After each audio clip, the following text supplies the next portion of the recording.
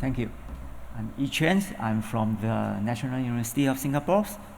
This work is done together with Ant, Prateek, Beng, and Chunwang from our departments.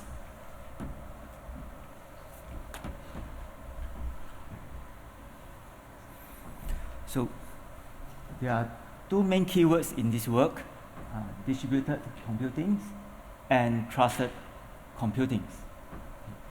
We want to securely carry out distributed computations, in particular MapReduce, using trusted computing.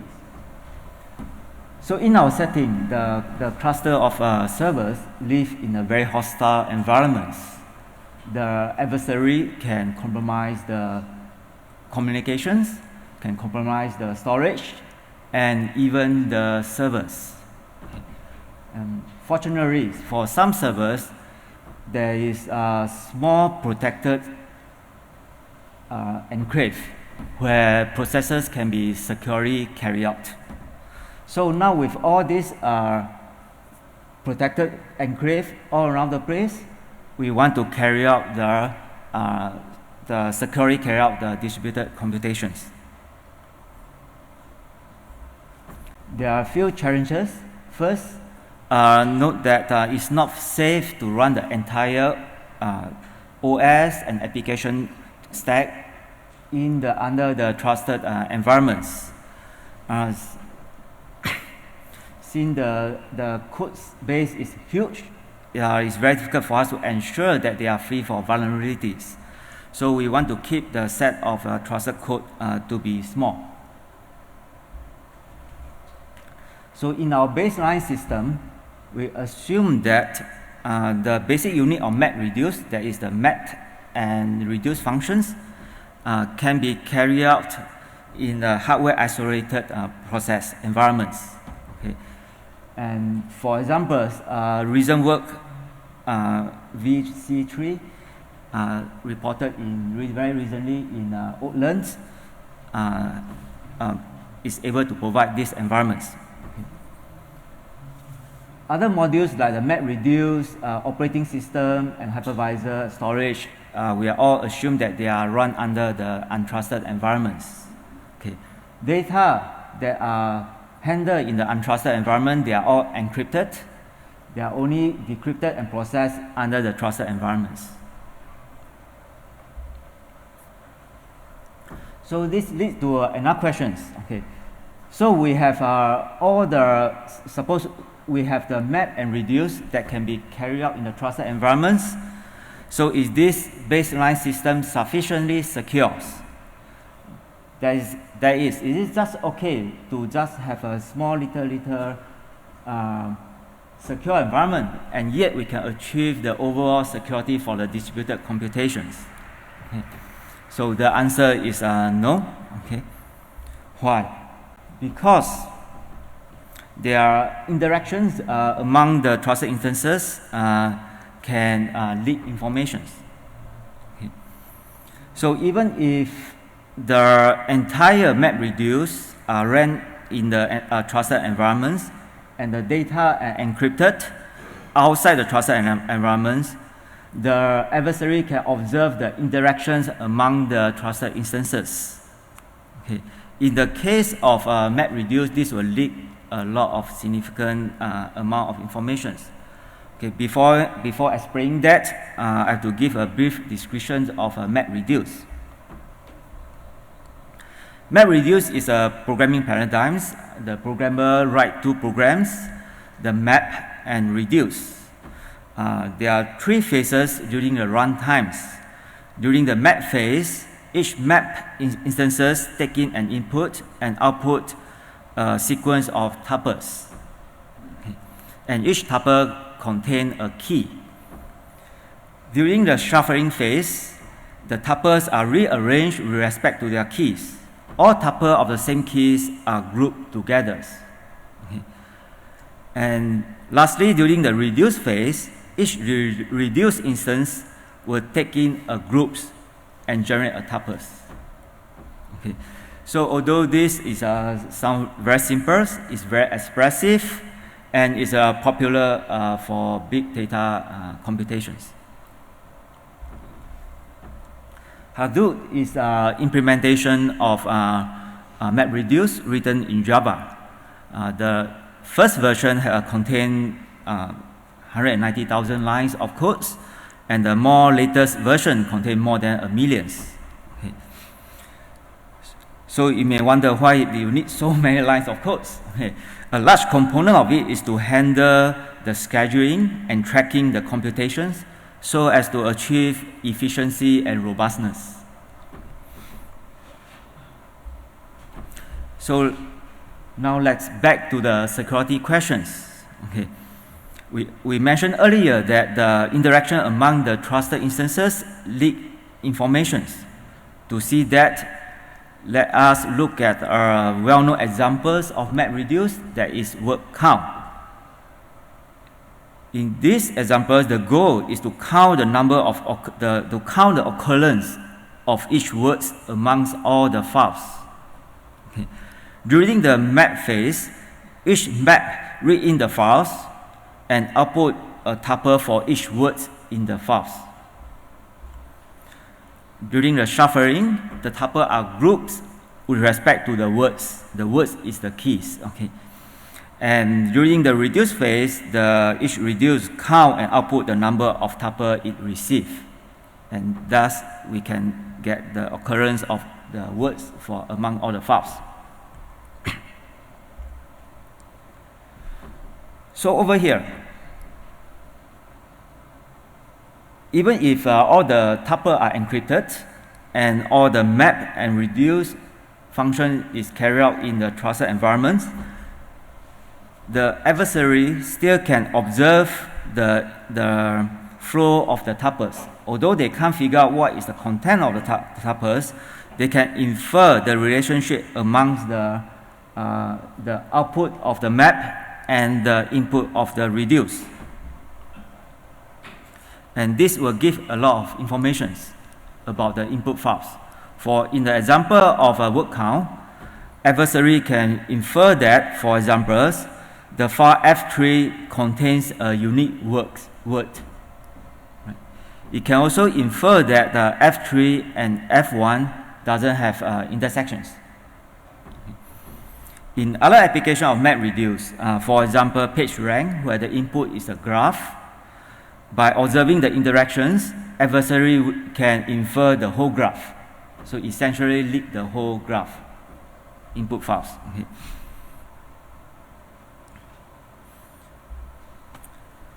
So for data confidentiality, we want to hide these interactions, and that is our goal.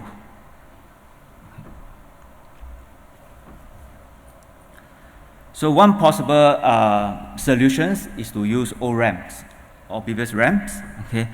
So in these solutions, the map will write the data, the tuple, to the ORAMs, and then read the tuple from ORAMs. Okay. So because ORAM is oblivious, so adversary is unable to correlate the read-write relationships and hence derive the relationship between the map and reduce. However, the overhead is very high. We give conceptually very simple solutions. In our solutions, we have a secure mixer. The mixer randomly permutes the tuple generated by the map, and next the tuples are grouped according to the keys under the untrusted environments. The keys are deterministically encrypted, so the grouping can be done based on the ciphertext. Next, the groups are sent to the reduce for reduce operations. For execution integrity, we need an additional step of verification to make sure that no tuples are duplicated or drops. Okay. Overall, these are the steps we have. First, during the map phase, each map instances read in the encrypted input files, okay, do the computations, and then output the tuples, the encrypted tuples. After that, the mixer randomly permute the tuples and then pass to the groupings. Okay. The shuffling phase process is done carried out by the original Hadoop, okay, in the untrusted environments. Okay. So we leverage on the Hadoop efficient and well-tuned shuffling mechanisms. Okay. The verification can be done efficiently by linear scanning. Okay. And besides grouping, Hadoop also help us in handling server failures, distributed storage, and other networking issues, okay, which are all carried out in the untrusted environments. One technical detail is that because each trusted environment can only handle a small limited memories, so it can't permute the whole things, all the tuples under one trusted instances.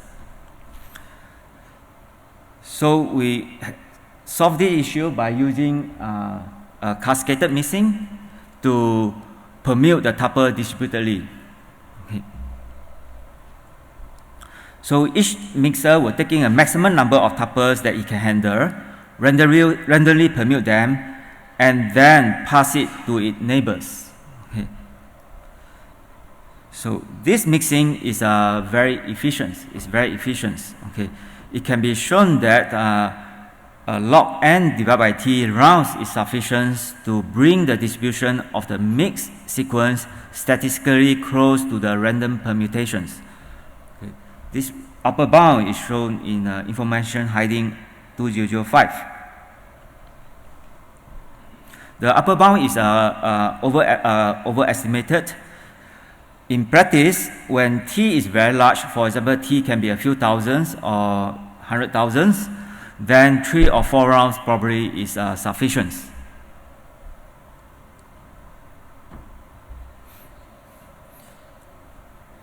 I have left out quite a number of details, for example, like key management, handling of the random nulls, and initial values. They are not straightforward. Also, in Hadoop, multiple reduce instances are carried out in a single reducer. A physical server likely to handle only one reducer. Likewise for mapper and mixer. Okay.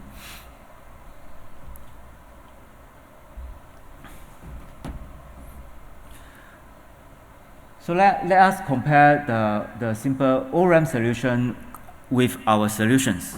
Okay. In the ORAMs, the overhead is a log n, there's a latency due to a read and write. In our solutions, we have a smaller latency. Okay. The main reason is that in our solution, we exploit the fact that read and write can be patched into two phases, whereas ORAM cater for single read and write, and thus incur higher overhead. Okay. After all, many constructions of ORAM need to permute or Oblivious sort the data. So in some sense, they also need to permute the data, and in our solution, we only need to permute it once. Under our security model, we assume that the adversary can observe the following. They can observe the input size and output size of every trusted instances. They also know the source and destination of the input and output, and they also know the time and the return times of each trusted instances. And for active adversary, the malicious adversary can arbitrarily invoke trusted instances. They can hop them. They can add and duplicate ciphertext. They also can add delays. Okay. So our security model is based on a formulation by Canetti. Basically, we first describe the permissible data that can be revealed during honest executions. And then we say that a protocol is Modulo-V private if for any adversary A executing the protocol, there's an algorithm B with access to the permissible data, such that the output of A and B are computationally indistinguishable. So in other words, whatever information an adversary can obtain from the permissible, obtain from running the protocol, the adversary can also obtain from the permissible data. Okay. The permissible data that we allow for MapReduce is this: is the size and input of the input and output, and the time of revocation and return of the trusted map and reduce functions. Okay, these are done under the honors execution. Basically, all the green yellow indicated in the figure. So the adversary is able to learn the size of the input, the number of tuples output by the map, and the number of tuples input to the reduce and the output to the reduce. If we wish to hide the output of the map, we can also do padding to hide the output size of the output of map functions. And we can show that our constructions M2R is assigned modulo private. So the implementation experiments, we use Zhang as a trusted hypervisor and its a VDF to load and execute trusted code. So note that the design of our solutions, it can be implemented differently depending on the underlying architectures.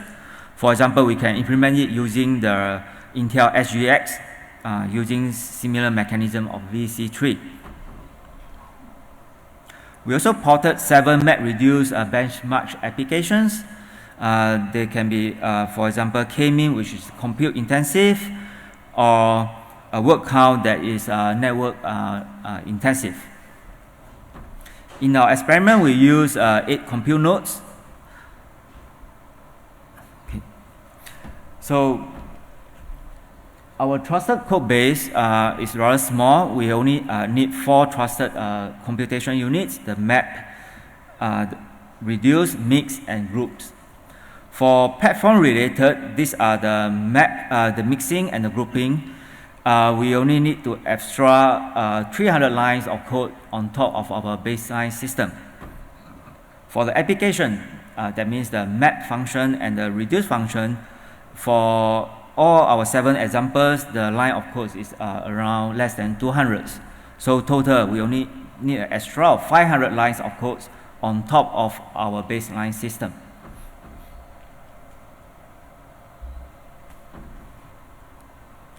For the performance, you can see that for word counts, the line of codes require the number of hypercores is very small. We only need 35 of them. These are the platform related. For application related hypercore, we cannot avoid them. These are the number of map cores and number of reduced cores. For running times, okay, let's look at the baseline. Baseline is the system that able to run map and reduce under the trusted environment. For the baselines, compared to no encryptions, that means the original Hadoop,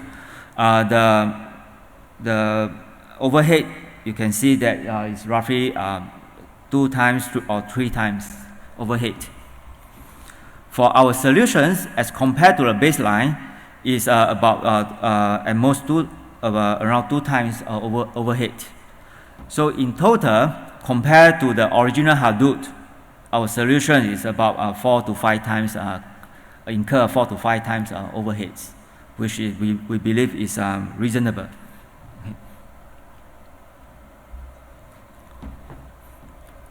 Okay. So in this work, we consider privacy-preserving distributed computation of MapReduce with trusted computings. Okay. For our securities, we consider execution integrities and data confidentiality. Execution integrity in the sense that we make sure that the data are correct. And we made the observations that simply running the MapReduce in trusted environment is not sufficient. The interactions leads sensitive information. And we also consider the size of a trusted code base as an important factor in for security. So in our solution, we exploit the algorithmic structures to outperform a solution that employ generic ORAMs. Okay. So our future work include looking at other distributed data flow systems. Okay. Yeah, for that, end my talks. Thank you.